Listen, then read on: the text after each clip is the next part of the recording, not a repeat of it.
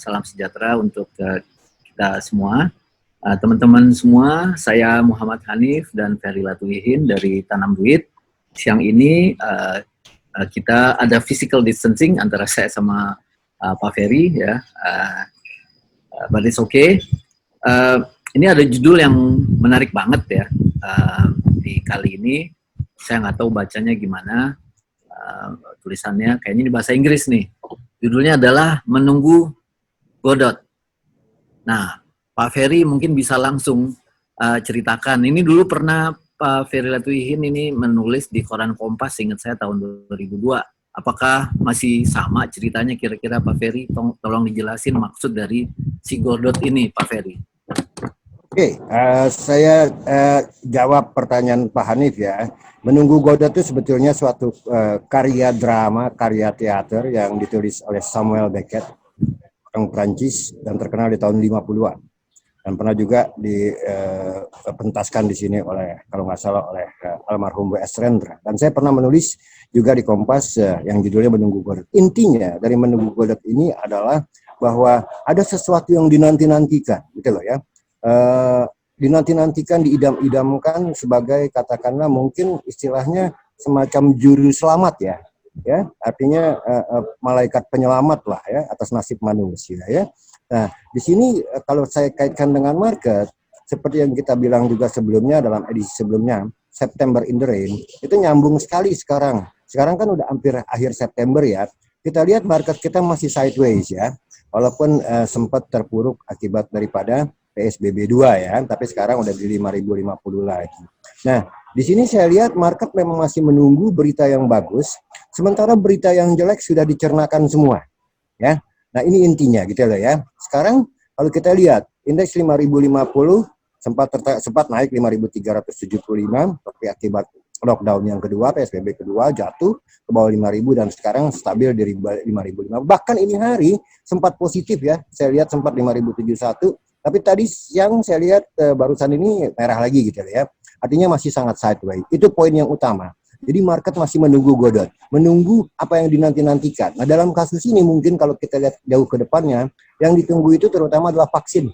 Ya. Jadi selama vaksin ini belum muncul, saya rasa market masih jittery ya. Masih turun naik. Nah berita-berita yang beredar, banyak yang boleh dibilang sangat membingungkan. Dan ini juga inti daripada menunggu Godot. Ya. Ada dua orang aktornya yaitu Vladimir dan Estragon yang selama menunggu itu mereka bercakap-cakap sampai begitu membingungkan dan absurd, tidak nyambung gitu ya. Ini persis sekali dengan sekarang ini menunggu vaksin ya. Market ada yang bilang sell, ada yang bilang buy, ada yang bilang hold dan segala macam. No one knows gitu loh ya. Tapi kembali lagi yang ditunggu berbeda dengan Godot saya rasa ya kalau vaksin ya. Vaksin sooner or later bakal hadir gitu loh. Cuman masalahnya kapan.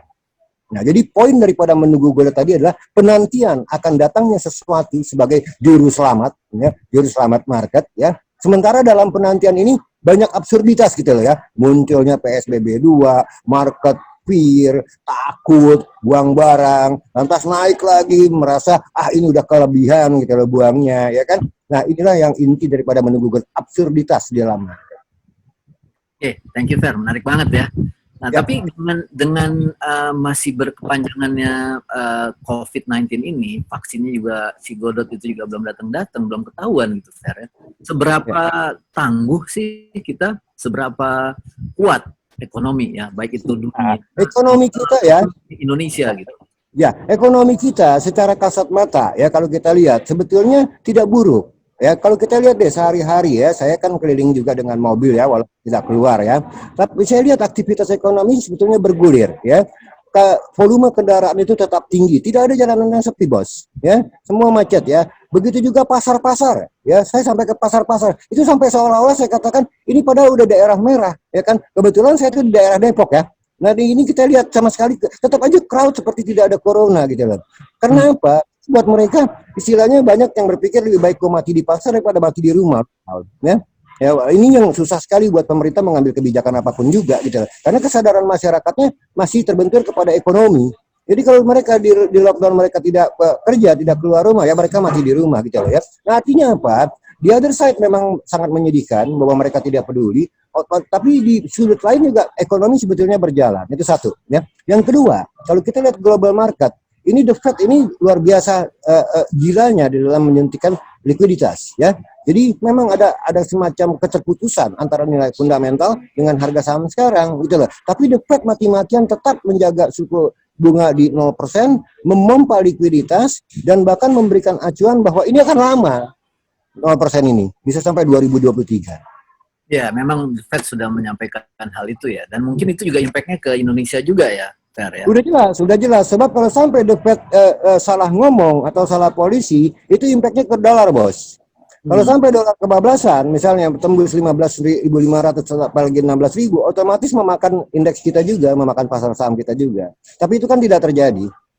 Oke. Nah, kalau dari sisi perusahaan-perusahaan yang listed gitu ya, itu impact-nya gimana kira-kira, Fer? Apakah akan ada yang namanya PHK, terus udah gitu kinerja keuangannya memburuk gitu? Itu saya nggak pernah dengar berita-berita yang negatif tentang labor market kita so far ya. Artinya tidak ada tuh yang namanya PHK muncul di koran-koran, company ini mem-PHK sekian ribu orang, company itu saya tidak lihat gitu loh ya. Dan saya juga coba matching, recheck di jalanan ya kan.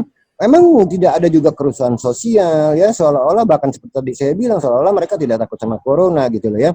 Jadi kalau dari segi labor market, memang benar Sri Mulyani mengatakan bahwa unemployment rate kita ini naik udah 9,38% kalau nggak salah ya. Tapi ya unemployment rate yang segitu di Eropa juga segitu gitu loh ya. Di Amerika juga saya rasa segitu gitu loh ya. Jadi tidak Indonesia aja gitu loh. Tapi yang paling penting tadi pertanyaan Pak Hanif adalah yaitu PHK. Kalau sampai berita, wah ini ada gelombang PHK dan kita bubar, ya artinya ekonomi kita bakal jebol, gitu loh. Tapi so far tidak saya dengar berita-berita yang mengerikan tentang PHK. Pasti ada satu dua, tapi saya kira mereka masih punya harapan untuk tidak PHK. I see. Oke. Nah, terus untuk di sebentar ini kan udah bulan September nih, ya. Pak Ferry ya.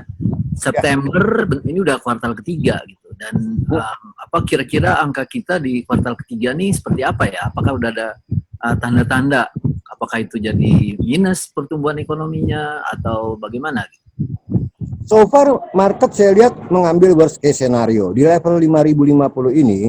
Itu kalau menurut saya yang di price in oleh market adalah worst case scenario, yaitu bahwa di semester ketiga ini di kuartal ketiga ini memang pertumbuhan ekonomi kita masih negatif, mungkin seperti apa yang Ibu Sri Mulyani katakan, yaitu minus 2 atau 2,1%. Itu bisa terjadi. Tapi dibandingkan dengan minus 5,38% di kuartal kedua, tentu ini better ya. Ya, artinya tidak worsening tapi memang better off. Ya, itu yang paling penting gitu loh ya. Nah, kalau nanti bulan depan muncul laporan-laporan keuangan dari listed company, saya kira juga based on expectation yang sekarang berlaku, yaitu indeks 5050, saya kira juga tidak meleset jauh ya earningnya ya, karena market kan mendahului fakta ya. Jadi saya nggak khawatir juga kalau kita lihat secara kasat mata. Kembali lagi deh, kita sebab kalau menunggu data BPS itu kan bulanan, ya kan? Kalau melihat kasat mata di kota-kota besar terutama aktivitas ekonomi, kecuali kalau ditutup seperti di Bandung ya, ada 3 jalan yang ditutup ya, itu pasti emang agak sepi. Tapi kalau di Jakarta dengan pembatasan yang dikatakan PSBB jilid 2 tadi, saya lihat sebetulnya volume manusia dan volume kendaraan tuh menurun tidak terlalu signifikan. Oh gitu, oke. Iya. Kalau di kota-kota lain gimana ya? Tapi memang di Jakarta memang yang volumenya atau Jakarta paling meter, bos. Itu ya? Jantungnya ekonomi soalnya. Ya. Soalnya kemarin juga kita lihat begitu PSBB 2 Jakarta, market langsung drop. Tapi kalau PSBB 2 Surabaya ya tenang aja gitu. Oke. Nah, forecasting untuk akhir tahun ini gimana kira-kira, Fer? Apakah kita masih... Saya belum merubah ya. Artinya upside ada ya. Walaupun saya bilang 6.000 itu memang ada probabilitasnya. Tapi saya rasa sih kalau toh saya revise down, saya tetap yakin di atas 5.500 di ujung tahun. Dalam waktu kurang dari 4 bulan, Fer. Cuma 3. Ya, nggak masalah. Karena market dalam keadaan begini, bos, itu sensitif sekali terhadap any negatif as well as positive news. Karena itu meng-create ada ekspektasi yang bagus gitu ya. Exactly, kan market melihatnya jauh ke depan. Kalau memang ternyata misalnya kuartal ketiga ini angkanya sesuai dengan apa yang dikatakan oleh Menteri Keuangan kita, yaitu -2 atau -2,1, apalagi kalau lower, itu ekspektasi bakal buyon. Oke. Nah, kemarin ini Bank Indonesia mempertahankan 7 days reverse repo BI rate-nya itu di 4% gitu. Itu kira-kira sinyal positif apa netral Positif. aja atau gimana? Ini kalau dari kacamata ekonomi sebetulnya positif. Karena apa? Karena kalau juga diturunkan, berarti memang likuiditas perbankan boleh dibilang aman. Satu, ya. Ya, ya. Yang kedua, kalau diturunkan bisa-bisa juga rupiah kena terhadap dolar. Ya. Ya, jadi angka 4% itu saya kira tepat untuk saat ini gitu loh. Nah, itu memang udah ya, kalau reverse repo rate itu kan sebetulnya untuk menjaga likuiditas perbankan, Bos. Ya, ya, oke. Jadi ini kayak apa ya? Kayak bukan too good to be true sih. Cuma maksudnya kita berlayar, ada ombaknya gede, tapi kita masih tetap tenang gitu loh, Fer. Apakah Ya, memang itu analogi yang tepat ya. Sebab kembali lagi, kalau kita kaitkan lagi dengan PSBB 2 yang awalnya begitu sangat mengerikan di market ya. Sebetulnya kalau kita lihat di lapangan, volume manusia yang mobilitasnya dan volume kendaraan itu boleh dibilang hampir sama aja ya.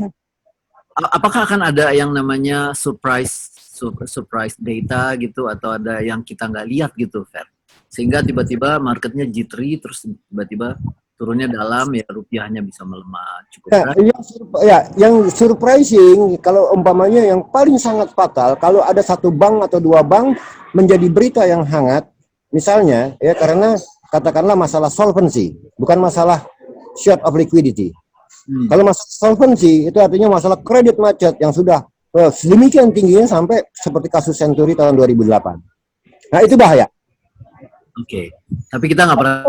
Tapi saya nggak lihat ke sana ya sekarang ya. Oke.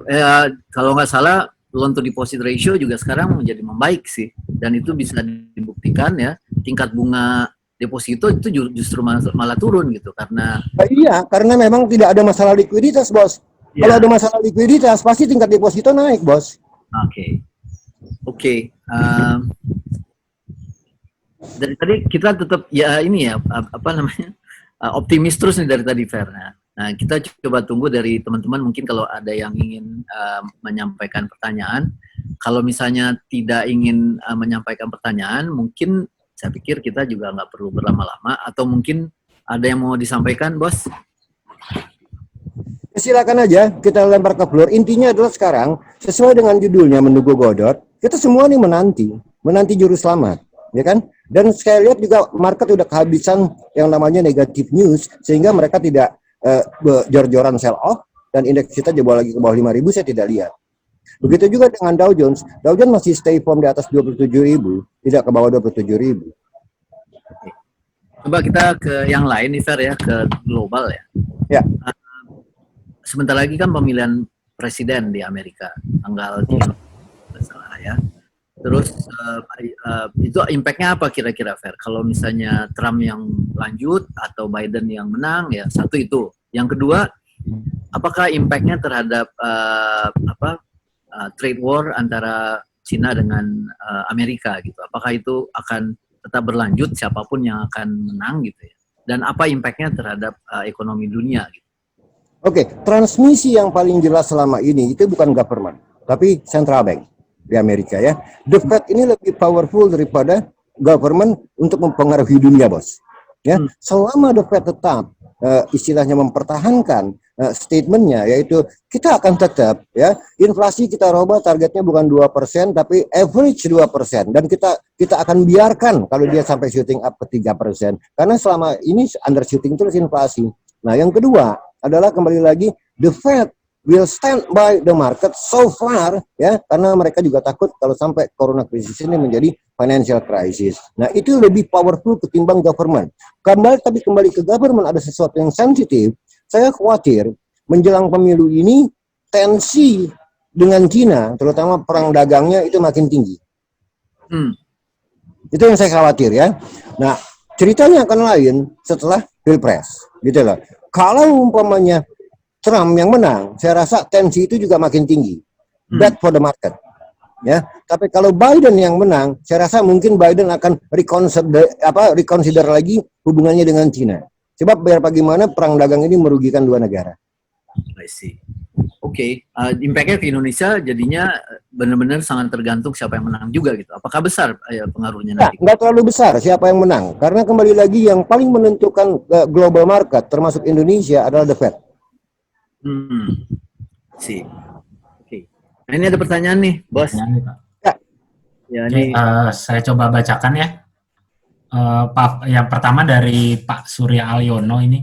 Pak Ferry, apakah ada dampak tambahan stimulus yang diajukan di US yang tidak atau belum disetujui ke market Indonesia? Bagaimana dengan pillars kita nanti di Desember nanti? Apakah ada dampaknya? Thank you. Pilkada maksudnya, Pak. Ini yang sekarang ini kalau kita ngomong masalah stimulus fiskal di Amerika itu udah price in oleh market ya, apakah dia akan jadi atau tidak jadi gitu loh ya. Sebab yang paling penting adalah how supportive the Fed is gitu loh ya terhadap market, how friendly the Fed is terhadap market ya. Memang kalau fiskal yang disetujui tentu akan ada kucuran uang tambah likuiditas lagi ke market, tentu it is very good ya. Mungkin Dow Jones bisa ngacir lagi ke arah 29.000 gitu loh ya. Itu positifnya kalau memang bill-nya ini disetujui untuk fiskal untuk stimulus selanjutnya menjelang Pilpres tadi gitu kan. Nah, kalau kita ini memang kembali lagi the domestic factor itu sangat dominan. Misalnya kalau pilkada ini jor-joran, ya kan bukan tidak mungkin market drop. Kenapa begitu, Kenapa? Iya, kenapa? Kembali lagi corona ini jangan sampai nanti menjadi second wave. Ini aja kemarin akibat PSBB kedua aja, market begitu ketakutannya apa? Karena takutnya second wave, bos. Kalau second wave ini next ending story. Nah makanya alangkah baiknya kalau presiden mengambil satu keputusan untuk mengakali bagaimana pilkada itu tidak membuat orang itu menjadi begitu crowded sampai akhirnya bisa menimbulkan kesan akan terjadi second wave. Karena biar bagaimana sekarang nih isu yang sangat sensitif di market kita adalah corona. Iya, oke. Kalau data ekonomi itu market udah tahu, bos.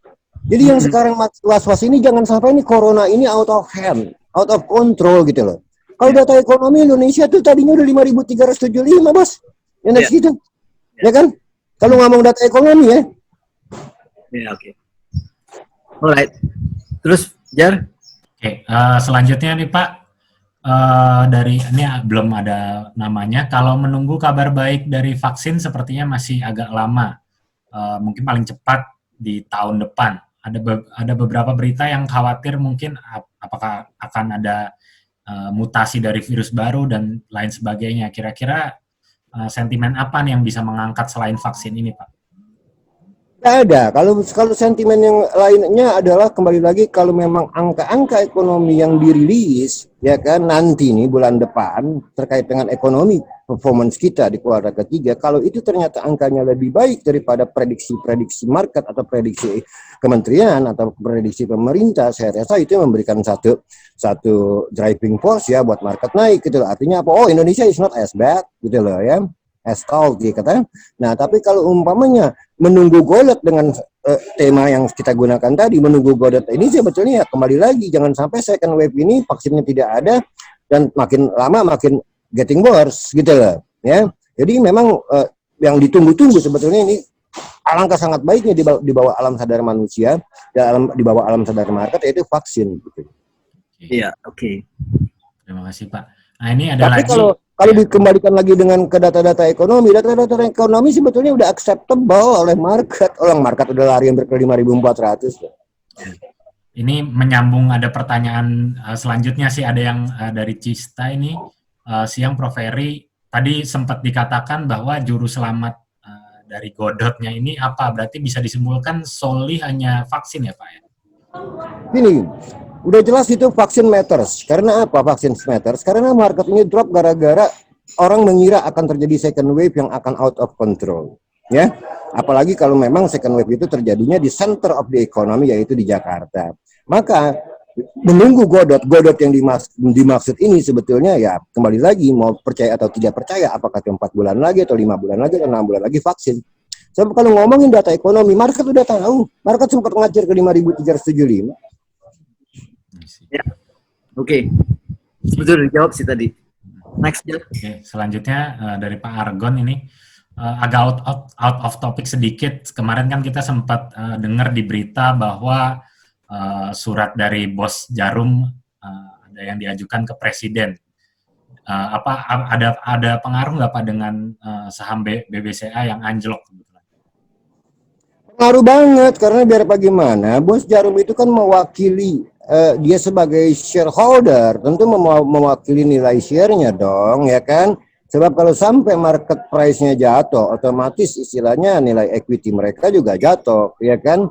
Nah, sekarang masalahnya kembali lagi, juga tadi inti daripada surat bos Jarum tadi adalah kembali lagi, ini jangan sampai mengesankan bahwa loh ini kok tiba-tiba lockdown lagi, seperti seolah-olah kita nggak pernah lockdown, ya kan? Dari Maret kok ini kita kembali lagi ke titik zero gitu loh, ya. Kesannya kan pada waktu berita itu keluar PSBB total, ya semua everyone juga merasa aneh. Berarti kita kembali lagi ke titik zero. Dan ini sangat bahaya sekali. Karena apa? Karena bisa meruntuhkan consumer confidence, bisa meruntuhkan bisnis sentiment, bisa akhirnya ujung-ujungnya PHK, bos. Ya, oke. Selanjutnya dari Bapak Hari Tangguh. Ada 2 pertanyaan nih Pak. Yang pertama mungkin tentang ekspor kita, seberapa besar ekspor kita ini dominannya ke negara mana Pak? Karena defisit BOP dan transaksi perdagangan kita efeknya seperti apa?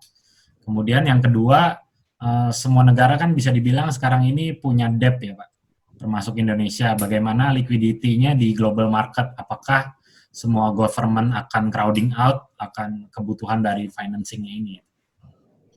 Ini kalau umpamanya masalah ekspor dan impor itu, saya rasa semua orang pengusaha tahu you cannot rely on. Kembali lagi ekspor ya.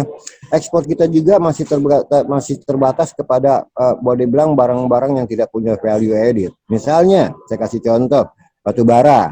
Itu banyak diekspor ke India dan Cina, setahu saya ya. Nah, banyak mereka ngambil dari Indonesia. Nah, yang kedua, kelapa sawit, ya kan? Itu kan barang non manufacturing ya. Ya, lemparnya ya ke global market lah, termasuk ke Eropa yang sekarang lagi dispute gitu loh ya. Nah, yang ketiga mungkin ada barang-barang elektronik juga ya yang dibikin di sini ya, intra-trade lah ya dengan teman-teman di Asia yang lainnya gitu loh ya. Tapi kembali lagi poinnya, sekarang ini yang dihadapi oleh global ekonomi adalah deglobalisasi ya. Globalisasi yang tadinya sudah begitu tingginya sampai menciptakan dispute mengenai masalah income inequality dan segala macam, ini kayaknya akan drop ya. Istilahnya global economy is on the way to the deglobalization ya. Jadi dari globalisasi sekarang berkurang. Nah, artinya apa? Banyak negara yang tidak bisa lagi menggantungkan hidupnya kepada ekspor, termasuk Cina. Ya, Cina pun udah switch ya dari export oriented menjadi demand ya, domestic demand oriented ya. Lebih baik consumption dalam negeri pada menggantungkan diri kepada ekspor. Itu sudah didahului oleh Cina dari 6, 7, 8 tahun yang lalu sejak global financial crisis, karena mereka tahu satu saat ini akan jenuh yang namanya globalisasi ya. Nah, begitu juga dengan kita. Sekarang ini stimulus-stimulus yang pemerintah lakukan saya rasa benar. Karena apa? Kita nggak bisa lagi rely, tergantung atau depend on ekspor gitu loh ya. Kalau tuh ekspor yang ada juga kita ya ekspor yang masih tradisional seperti tadi saya katakan gitu loh. Apalagi ketika dunia mengalami deglobalisasi. Deglobalisasi ini banyak negara yang akan menutup pintu untuk ekspor atau impor dari negara lain. Ya, seperti US lah sekarang bagaimana mereka sebetulnya sangat menutup pintu barang-barang dari Cina. Ya, yang awalnya tadi masalah trade sekarang bergeser ke masalah teknologi. Ya, katanya Cina mencuri teknologi dari US. Jadi ini akan bergeser terus, yang intinya adalah akan terjadi deglobalization. Ya.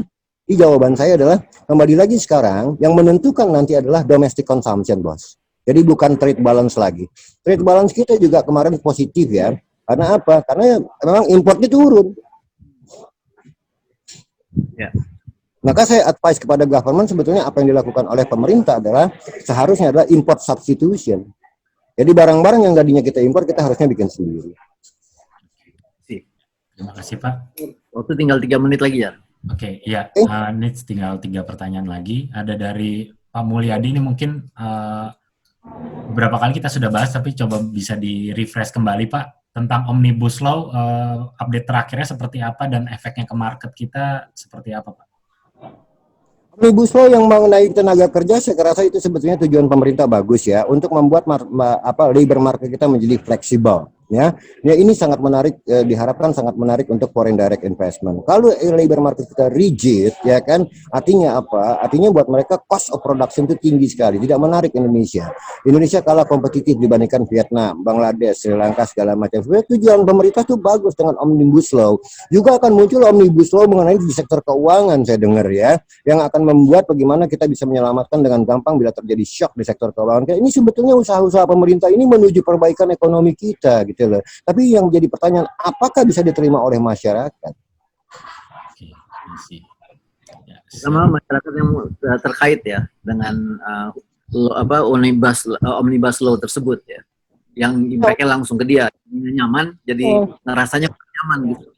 Iya, terutama kalau omnibus mengenai labor ya, buruh merasa, ya wakil-wakil buruh lah, serikat-serikat kerja merasa itu merugikan buruh gitu. Padahal sebetulnya kalau secara makro itu untuk menciptakan lapangan kerja. Ya, selanjutnya, ya Pak. Ya terus. Oke, selanjutnya Pak Ferry, despite vaksin yang masih lama nih kemungkinannya, bagaimana kelanjutannya apa dampaknya ke ekonomi dan pengusaha kita Pak? Apakah masih dapat bertahan? Lalu daya belinya seperti apa? Ini salah satu cara mengakali sebelum vaksin ada adalah protokol itu yang harus diketatkan, bukan lockdown. Ya, jadi kalau umpamanya lockdown pun kalau tanpa protokol yang kuat sama juga bohong.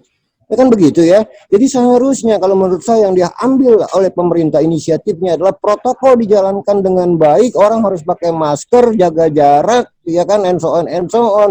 Biarkan ekonomi tetap bergulir gitu loh. Saya rasa sekarang pemerintah pusat juga arahnya ke sana gitu loh. Ya, jadi selama vaksin belum ditemukan, protokol itu matters. Kalau protokolnya jebol, ya semua jebol lah, second wave, ya kan. Tapi kalau protokolnya benar-benar diimplementasi dengan baik, dijaga dengan baik, dikontrol dengan baik oleh aparat, saya rasa ekonomi akan bergulir lagi gitu loh. Jadi nggak usah worry gitu loh. Nah, orang mungkin paling bagus adalah bertanya begini, Pak, apa yang harus saya lakukan hari ini? Melihat kondisi yang ada di depan mata kita dan antisipasi bahwa vaksin masih 5-6 bulan lagi. Kalau saya akan rekomendasi, tergantung horizon investasi Anda. Kalau horizon investasi Anda 1 tahun lebih, di atas 1 tahun, 1 atau 2 tahun, saya rasa indeks di 5.050, kalau saya buy. Nah, ini ada yang nanya nih, langsung aja ya. Jadi buat nasabah yang baru mulai ngerti reksadana, ngambil reksadana pilihannya kan banyak ya ditanam duit ya, pilihannya kan ditanam duit banyak ya, ada reksadana macam-macam lah, ada 70 produk kalau nggak salah. Kalau saya begini, saya bukan saya tidak mau memilih atau berinvestasi di 1-2 saham ya. Satu, karena sangat risiko sekali dan uangnya juga harus besar. Dengan reksadana 100.000 Anda bisa beli macam-macam saham istilahnya ya, indeks fund ya. Nah, mungkin Anda bisa bilang ini subjektif. Saya rekomendasi kalau untuk diri saya sendiri, saya ambil IDX 30. Kenapa IDX 30? Karena diversifikasinya tidak terlalu banyak. Ya, cuma 30 saham. Sebab kalau terlalu banyak pun, kalau menurut saya nggak make sense gitu loh ya. Dan 30 saham yang ada di dalam IDX 30 menurut saya sudah mencerminkan blue chips yang oke gitu loh. Jadi saya memilih apa aja ya, saya bias mungkin ya, boleh dibilang apa, Ferry subjektif. Tidak, saya memang masuk ke IDX 30. Ya oke.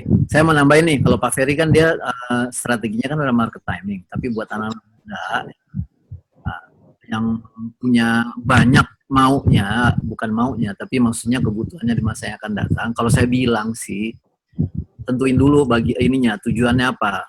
Ada 3 misalnya, jangka pendek apa, menengah apa, yang panjang apa. Kalau untuk jangka panjang udah pasti beli reksadana saham. Kalau jangka pendek beli reksadana pasar uang. Yang menengah fixed income atau balance funds gitu. Jadi sebetulnya pertanyaannya sih yang harusnya agak dirubah ya. Tapi ya memang selalu pertanyaannya itu yang terjadi. Jadi yang pertama ya harus ada tujuan, dan yang kedua berapa lama tujuannya itu. Nah, baru habis itu ditentuin kemana investasinya. Semua reksadana itu jenisnya itu ada maksudnya kok ya. Jadi ada yang apalagi kalau yang risk profile-nya tinggi, agresif, ya apalagi terus udah gitu jangka menengah panjang, ya ambil reksadana saham.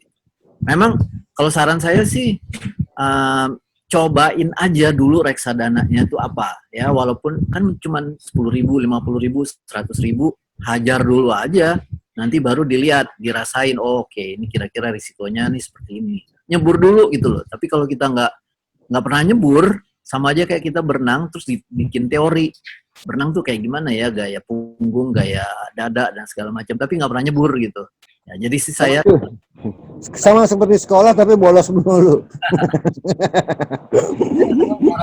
Cobain aja dulu semuanya, habis itu baru ketahuan. Gitu. Itu udah agak lewat nih, 3 menit. Jar, gimana Jar? Ada satu pertanyaan terakhir, boleh Pak sebagai penutup?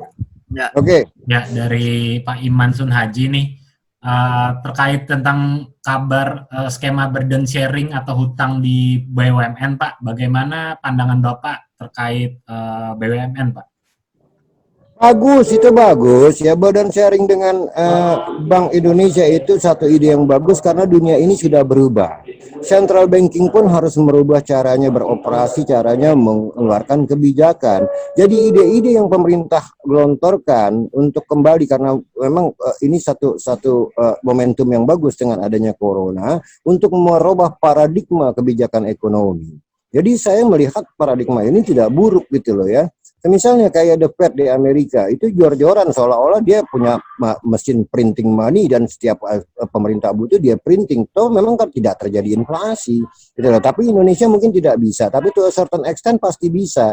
Tidak bisa tidak sama sekali gitu loh. Tapi memang kalau memang prudent, cukup kredibel di mata investor, di mata pelaku ekonomi, everything is gonna be alright. Dan buktinya sekarang sebetulnya BI sudah melakukan quantitative easing, gitu loh ya, yang sebetulnya juga terkait dengan burden sharing dengan bond pemerintah, gitu kan ya, obligasi pemerintah. Itu oke gitu loh. Selama tadi saya katakan apapun mau dirubah desain daripada sektor keuangan dan moneter kita, satu, independensi BI harus dipertahankan. Apakah yang dilakukan di Amerika ya, US Fed dengan pemerintah Amerika itu juga semacam burden sharing juga kan? Wah, bukan burden sharing lagi, burden semua itu untuk The Fed. Enggak sharing lagi tuh. Enggak, apa yang dilakukan Bank Indonesia dengan pemerintah Indonesia sebetulnya ya bukannya sesuatu yang baru ya. Artinya itu di negara lain juga dilakukan juga gitu ya. Tapi tetap, bukan Indonesia aja, emerging market semuanya, termasuk Filipina, Malaysia, Thailand, ya yang kredibel ya semuanya, Bangladesh, Sri Lanka, Vietnam, semua sebetulnya to a great extent sekarang sudah bergeser kepada quantitative easing. Nah, artinya quantitative easing adalah tidak bisa, dulu tidak percaya orang kalau pemerintah menjual bondnya kepada bank sentral, bisa currency-nya bisa rontok, bos. Tapi sekarang kan kita lihat aman-aman aja currency kita, rupiah kita juga currency lain ya. Artinya apa? Mereka sadar bahwa memang ini sudah berubah paradigmanya dan mereka harus melakukan itu walaupun itu emerging market, tapi tentu tidak sebebas yang namanya US gitu ya, atau The Fed gitu loh, karena ya mereka yang sangat kuat sekali ekonominya gitu loh ya. Kita selama dalam batas-batas tertentu dan memang efektif untuk menyelamatkan sektor perbankan dan semua sektor ekonomi kita, saya rasa itu di-share oleh market tidak mempanis pemerintah kita. Ya, terima kasih untuk kehadirannya. Demikian ya ulasan kita pada siang hari ini, hari Senin tanggal 21 September 2020. Judulnya adalah Menggu Godot. Jadi si Godotnya adalah vaksin yang kita tunggu-tunggu. Sampai ketemu di lain kesempatan. Terima kasih.